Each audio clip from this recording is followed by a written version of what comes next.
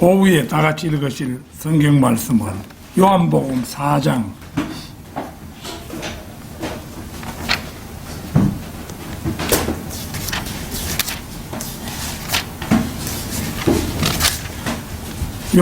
4장 20절에서 24절 말씀입니다.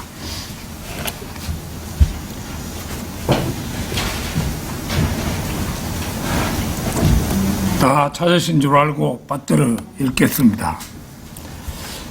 우리 조상은 이 산에서 경배를 드렸는데 당신들은 경배 드려야 할 곳이 예루살렘에 있다고 말하나이다 라고 하니 예수께서 그녀에게 말씀하시기를 여인아 나를 믿으라. 너희가 이 산에서나 예루살렘에서도 아버지께 경배하지 않을 그때가 오리라. 너희는 너희가 알지 못하는 것을 경배하고 우리는 우리가 경배하는 것을 아노니 이는 구원이 유대인에게서 나오기 때문이라. 그러나 참된 경배자들이 아버지께 영과 진리로 경배드릴 때가 오나니 바로 지금이라. 이는 아버지께서 자기에게 경배드리는 그런 자들을 찾으심이니라.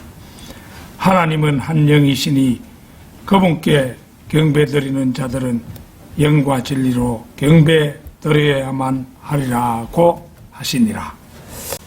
자, 오늘 오후에는 영과 진리로 드리는 바른 경배, 이런 제목으로 말씀을 드리겠습니다. 성경 전체에서 경배라는 말은 183회에 걸쳐 나타나는데 이 중 요한복음 4장에는 한글 킹제임스 성경 기준으로 할 때 명사 형태로 동사나 명사 형태로 꼭 10번에 걸쳐 경배라는 말이 나옵니다. 경배는 그 대상이 주 되심을 인정하는 행위로서 경배받으시는 그분만이 생사화복을 주관하시는 이로서 홀로 영광받으실 분이심을 고백하고 찬양하는 행위라 하겠습니다. 오늘 본문 말씀 23절에는 그러나 참된 경배자들이 아버지께 영과 진리로 경배드릴 때가 오나니 바로 지금이라. 이는 아버지께서 자기에게 경배드리는 그런 자들을 찾으심이라고 말씀하고 곧 이에 24절에는 하나님은 한 영이시니 그분께 경배드리는 자들은 영과 진리로 경배드려야만 하리라고 하시니라 이렇게 말씀하고 있습니다. 즉 어떤 장소에서 경배드리느냐가 중요한 게 아니라 어떤 태도로 경배드리느냐가 중요하다는 사실을 보여주는 대목입니다.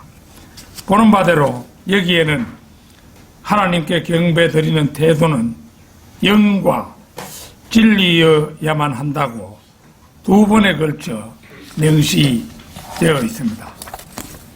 영과 진리에서 영은 우리 안에 내주하시는 성령님으로 말미암아 하나님과 영적인 관계를 맺게 된 상태에서 경배를 드린다는 뜻입니다. 그리고 진리는 마음속에 숨기는 것이 없이 가슴을 활짝 열고 모든 것을 하나님께 정직하게 드러내 보여드린다는 뜻입니다. 진리로 다가서는 올바른 경배, 어떤 가짜도 그 어떤 속임수도 개입되지 않은 순수한 경배를 말합니다. 그런데 개역성경에는 이 부분이 하나님은 영이시니 예배하는 자가 신령과 진정으로 예배할지니라 이렇게 변개되어 있습니다. 영과 진리가 신령과 진정으로 라는 말로 변개됨으로 해서 오늘날 대다수 사람들이 하나님께 드리는 참다운 예배가 어떤 것인지 모르게 되어버렸습니다. 그저 자신들이 가진 틀린 성경에 신령과 진정으로 예배드리라고 되어 있는 탓에 많은 사람들이 금식이나 철야 기도를 통해서 신령하게 또는 경건하게 보이려고 애쓰며 또 육신적인 열심을 내어 열정적으로만 예배를 드리면 하나님께서 받아주실 것이라는 생각들을 합니다. 그러나 이것은 바른 말씀에 비추어 보면 비성경적 예배로 결코 하나님께서 받으실 만한 참다운 경배가 아닌 것입니다.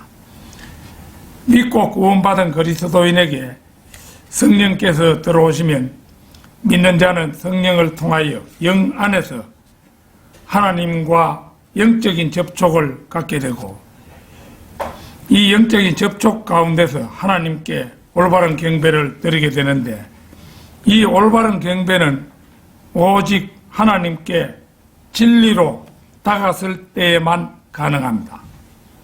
하나님께 진리로 다가선다는 것은 어느 것 하나 마음속에 숨기는 것이 없이 가슴을 활짝 열고 모든 것을 하나님께 정직하게 드러내 보여드린다는 뜻입니다.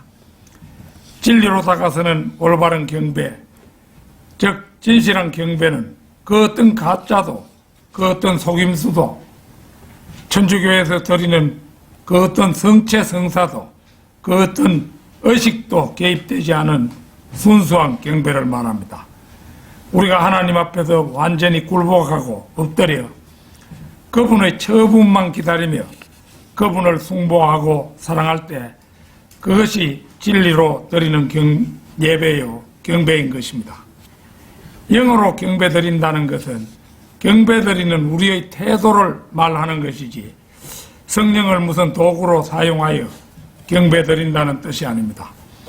우리 안에 내주하시는 성령님으로 말미암아 하나님과 영적인 관계를 맺게 된 상태에서 경배를 드린다는 뜻입니다. 따라서 하나님께 경배 드리는 우리는 몸만 덩그러니 하나님 앞에 멍하게 서 있는 것이 아닌 것입니다. 경배로 번역된 헬라어 프로스쿠네오는 여러 가지 의미들을 가지고 있습니다.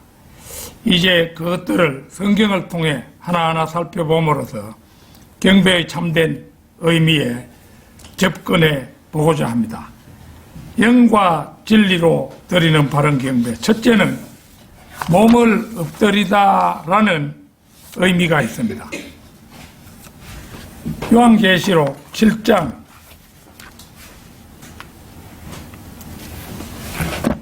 요한계시록 7장 11절 12절 찾겠습니다.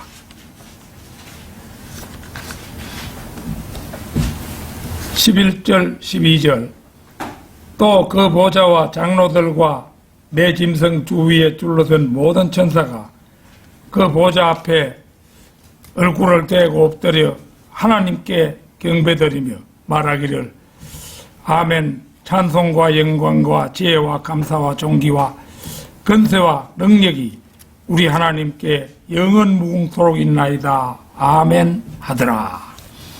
보는 바대로 그 보좌 앞에 얼굴을 대고 엎드려서 우리는 경배가 몸을 엎드리는 자세로 드리는 것임을 확인할 수 있습니다. 물론 요한계시록의 이 구절은 대환란 후 셋째 하늘에서 있게 될 모습인데 이스라엘 민족과 관련된 것으로 교회 시대의 그리스도인들에게 적용할 수 있는 구절은 아닙니다. 그러나 몸을 엎드리는 자세, 경배의 자세만은 우리가 확인할 수 있는 대목입니다. 그런데 한 가지 짚고 넘어갈 것은 몸을 엎드리는 자세를 마지못해 취했다고 참된 경배가 되는가 하는 점입니다. 잠시 신명기 6장 4절 5절을 찾겠습니다.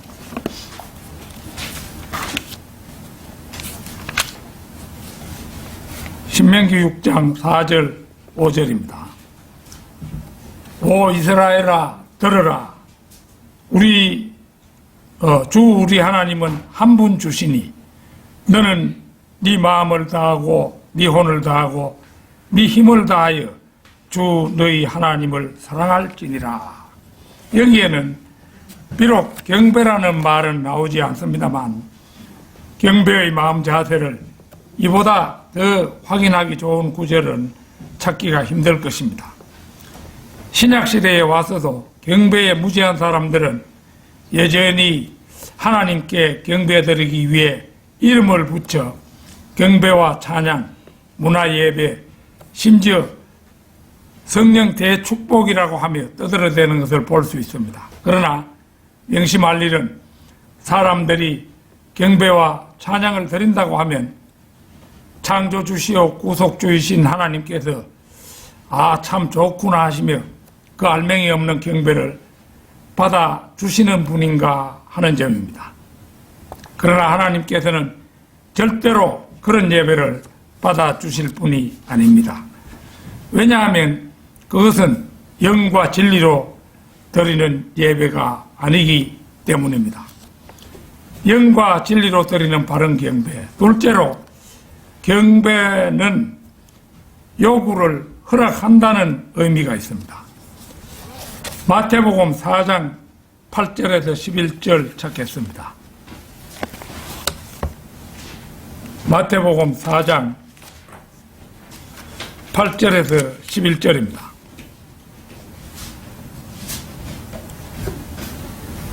다시 마귀는 주를 아주 높은 산으로 데리고 올라가서 세상의 모든 나라들과 그것들의 영광을 주께 보여주며 말하기를 네가 내게 엎드려 경배하면 내가 이 모든 것을 너에게 주리라고 하더라.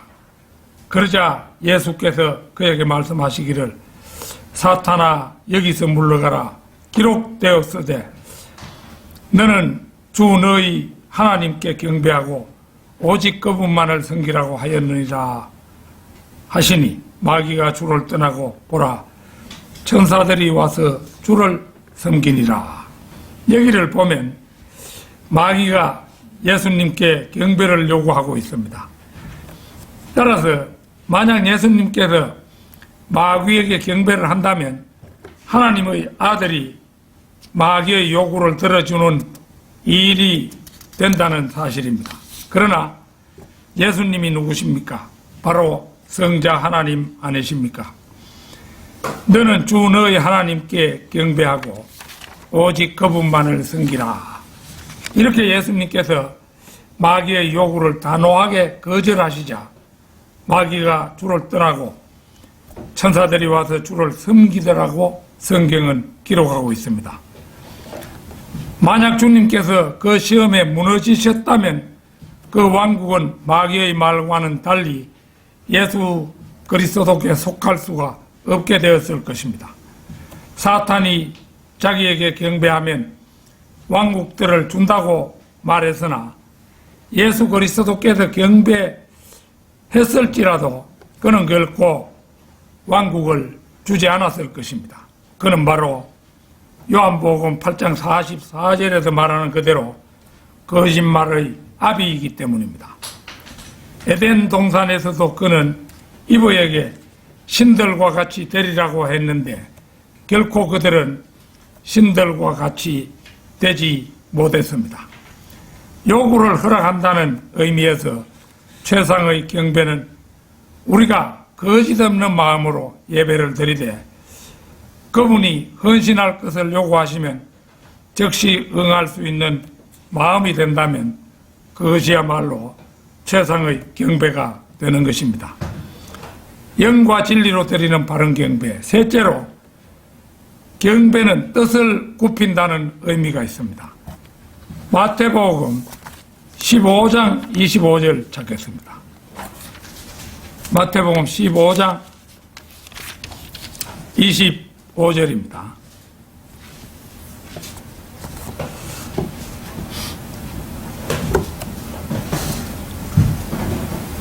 그 여인이 와서 주께 경배하며 말씀드리기를 주여 나를 도와주옵소서라고 하더라.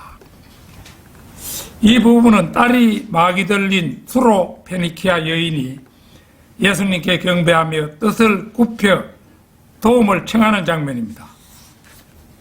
이 여인의 기도는 14장에서 물에 빠진 베드로의 기도와 똑같습니다. 그러나 베드로에게는 즉각적으로 응답하신 반면 이 여인에게는 바로 응답하지 않으셨습니다.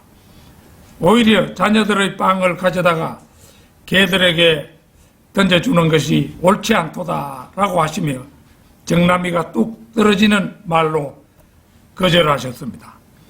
물론 여기서 개는 이방인을 말합니다. 개는 흑인을 보고 금둥이라고 하는 욕만큼이나 심한 욕입니다. 이 장면에서 예수님께서는 인종차별적인 말씀을 하신 것입니다.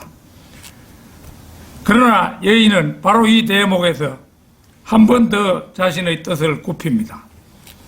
그러하옵니다, 주여. 그러나 개들도 그들의 주인의 식탁에서 떨어지는 부스러기를 먹나이다. 이 믿음의 강구는 예수님의 뜻을 바꾸게 했고 그 딸에게서 마귀가 떠나가게 했습니다. 잠언 12장 10절을 찾겠습니다.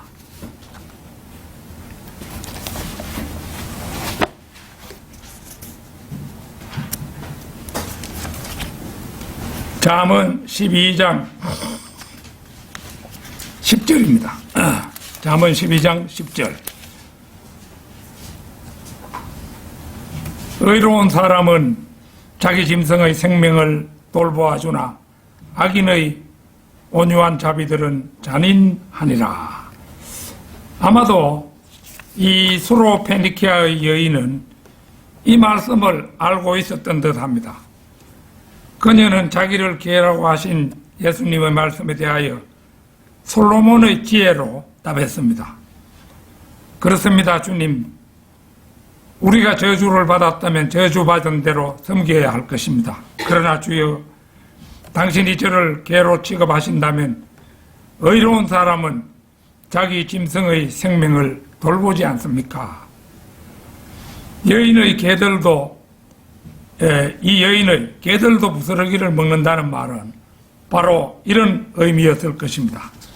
곧 여인은 자신이 개라는 사실을 인정하고 이스라엘의 왕에게 도움을 구했던 것입니다. 영과 진리로 드리는 바른 경배. 넷째로, 경배는 진정으로 마음의 찬미를 드린다는 의미가 있습니다. 마태복음 28장 9절을 찾겠습니다. 마태복음 28장 9절입니다.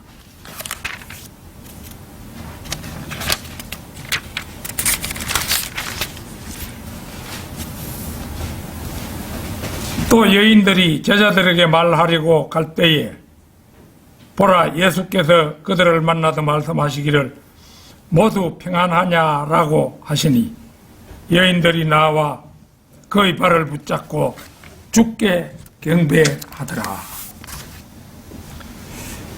여인들은 다시 사신 예수 그리스도의 발을 붙잡고 감격해 하며 경배를 드립니다. 부활하신 주님의 몸은 현재의 우리들의 몸과는 같지 않습니다. 그 몸은 피가 없이 살과 뼈로만 구성되어 있었습니다. 그 몸은 구운 생선을 먹을 수 있을 만큼 실제적인 몸이면서도 벽을 통과할 수 있는 신비한 몸이었습니다. 또 이 몸은 순간적으로 우주 저 너머에 있는 셋째 하늘에 다녀올 수 있는 몸이었습니다. 요한복음 20장 17절에서 주님은 아직 아버지께 올라가지 않으셨기에 마리아에게 만지는 것을 허락하지 않으셨는데, 이 마태복음 28장 9절에서는 여인들이 주를 만지는 것을 허락하고 있음을 볼 수 있습니다. 주님은 그 사이에 셋째 하늘로 올라가셨다가 다시 내려오신 것입니다. 주님은 엠마오로 가는 제자들에게 나타나셨을 때 그들의 눈이 열리자 적시로 그들 앞에서 사라지셨는데 이것은 원자 구조의 재배열에 의해 분해되기도 하고 결합되기도 하는 그런 몸이었습니다. 그리스도인들이 부활할 때에는 바로 이런 몸을 입고 자유자재하게 될 것입니다. 여인들은 예수님의 무덤에 갔다가 빈자리와 천사만 보고 반신반의하며 형제들에게 소식을 전하러 가는 길이었는데 부활하신 주님을 직접 자신들의 눈으로 확인하고 얼마나 반가웠겠습니까? 여인들은 주님께 진정으로 마음에서 우러나는 찬미의 경배를 드렸음에 틀림이 없습니다. 마치 개들이 주인의 이 발을 할 듯이 그렇게 하고 있잖아요, 여인들이. 영과 진리로 드리는 바른 경배. 다섯째로, 경배는 예물을 봉헌한다는 의미가 있습니다. 마태복음 2장 11절 찾겠습니다. 마태복음 2장 11절.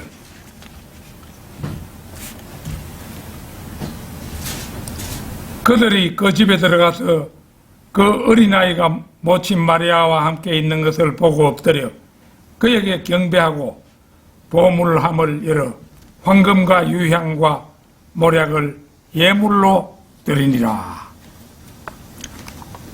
동방의 현자들이 엎드려 경배했다는 사실은 주목할 만한 사건입니다.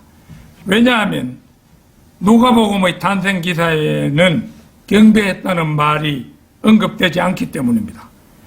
현자들은 어린아이에게 경배했습니다. 그리고 미래의 왕이며 제사장이며 선지자이신 분께 황금과 유향과 모략을 경배의 예물로 드렸습니다. 구약시대 이스라엘 민족은 성막을 짓기 위해 하나님께 예물을 드렸습니다.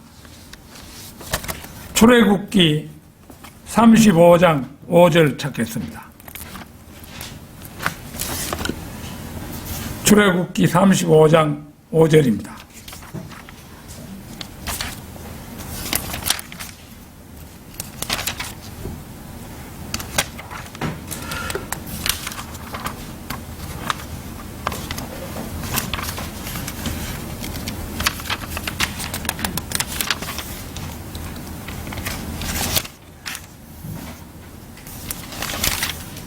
(35장 5절) 말씀입니다. 너희는 너희 가운데서 주께 드릴 예물을 취하되 누구나 자원하는 마음이 있는 자는 드릴지니라. 주의 예물은 금과 은과 녹과 뭐 이렇게 말씀이 계속되고 있죠. 물론 자원함으로 드린 이 예물은 하나님이 거하시는 곳인 성막을 짓는데 귀히 쓰였습니다. 이 외에도 이스라엘 민족은 1년에 3번씩 하나님께 예물을 드렸습니다. 신명기 16장 16절 17절 찾겠습니다.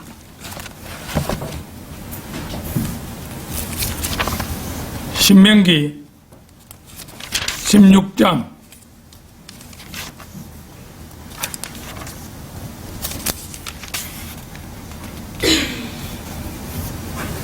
16절 17절입니다. 너희 중 모든 남자는 주 너희 하나님 앞에 1년에 3번씩 즉 무교절과 칠칠절과 장막절에 그분께서 선정하실 곳에 나오되 그들은 빈손으로 주께 나오지 말지니라.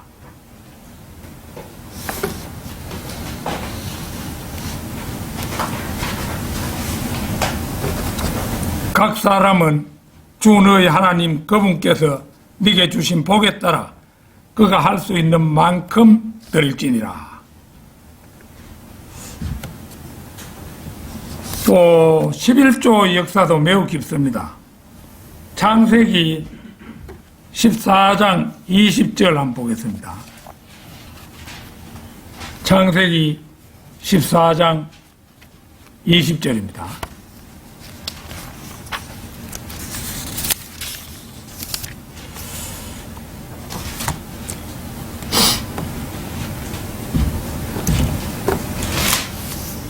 너희 원수들을 네 손에 넘겨주신 지극히 높으신 하나님을 송축하라 하니 아브라함이 모든 것의 11조를 그에게 드리더라.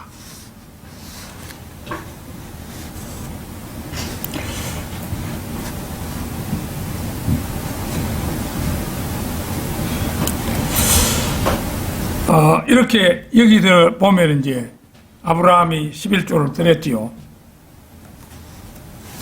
바빌론 지역의 그 연합군을 불과 수백 명의 군사를 가지고 그 야습을 감행했다고 볼 수 있는데 보기 좋게 승리를 거두고 롯의 가족과 재물을 다 찾아왔습니다.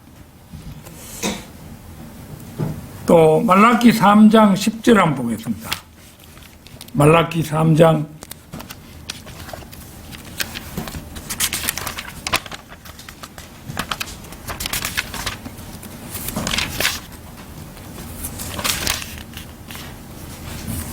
10절 만군의 주가 말하노니 너희는 모든 11조를 창고에 들여와 내 집에 식량이 있게 하고 이제 그것으로 나를 시험하여 내가 하늘의 창문들을 열어 너에게 복을 부어주지 않나 보라. 그것을 받을 만한 충분한 장소가 없으리라. 축복의 전제 조건으로서 11조가 강조되고 있음을 볼 수 있습니다. 11조를 하라 이라면은 안 그래도 어려운데 11조 자꾸 말하느냐 이렇게 언뜻 생각하기 쉽지만은 그것은 11조는 어떤 사람에게 착취하기 위해서 하는 것이 아니고 축복의 전제 조건입니다. 그 사람이 축복을 받도록 하기 위해서 그 11조를 강조하는 것입니다. 물론 신약시대에 와서도 예물이나 11조의 대원칙은 변하지 않았습니다. 교회 운영을 위해서는 돈이 필요합니다. 오전에 영국의 그 교회들이 많이 나오는 곳이라야 그저 늙은이들 30-40명만 교회에 출석하고 아무리 큰 교회라도 그것도 못 되는 데는 20명도 채 안 되는 이런 성도들이 나와서 헌금을 하니까 헌금이 그 얼마 안 되거든요. 그러니까 그 교회를 매 50년마다 그 보수공사를 해야 되는데 보수공사할 돈도 안 나오는 겁니다. 그러다 보니까 교회가 망하게 되고 또 그냥 무너지게 놔두고 볼 수는 없으니까 아무 곳에나 돈을 받고 팔아가지고 자그마한 건물로 옮기든지 그런 수단을 취하겠지요. 그러다 보니까 교회들이 말이지 스트릿바도 되고 술집도 되고 심지어 그 이슬람교 사원도 되고 그렇게 되어버리는 겁니다. 그러니까 이 영국의 교회들이 망할 수밖에 없는 거예요. 11조는 성도들이 주님의 돌보심으로 얻는 수익에서 10분의 1을 교회에 바치며 또 이것은 성도의 의무이기도 합니다. 그러나 예배 시에 드리는 헌금은 의무가 아니라 자원함으로 드리는 것입니다. 고린도후서 9장 6절에서 8절 찾겠습니다.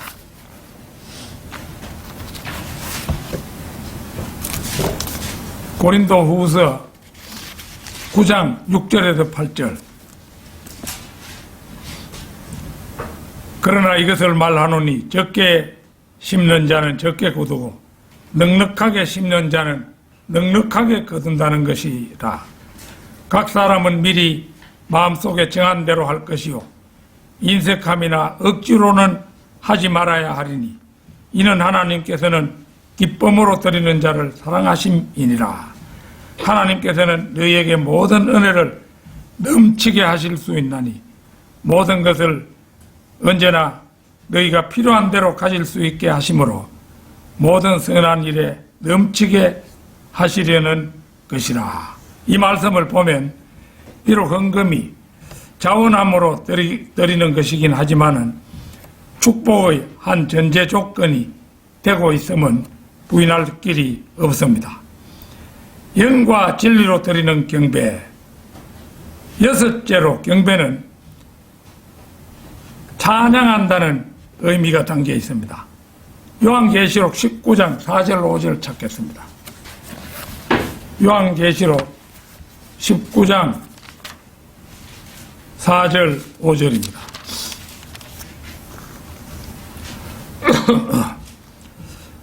그때에 24장로와 네 짐승이 엎드려 보좌에 앉으신 하나님께 경배드리며 말하기를 아멘 할렐루야라고 하니 그 보좌에서 음성이 나서 말하기를 너희 모든 그분의 종과 작은 자나 큰 자나 그분을 두려워하는 너희는 우리 하나님을 찬양하라고 하더라. 보는 것처럼 경배에는 찬양한다는 의미가 포함되어 있습니다. 하나님께서는 우주를 창조하셨을 때 덮는 그룹인 루시퍼와 천사들이 창조의 경위를 찬양하였다는 사실은 새삼스러운 이야기가 아닙니다. 욥기 38장 7절 찾아서 확인하겠습니다. 욥기 38장 7절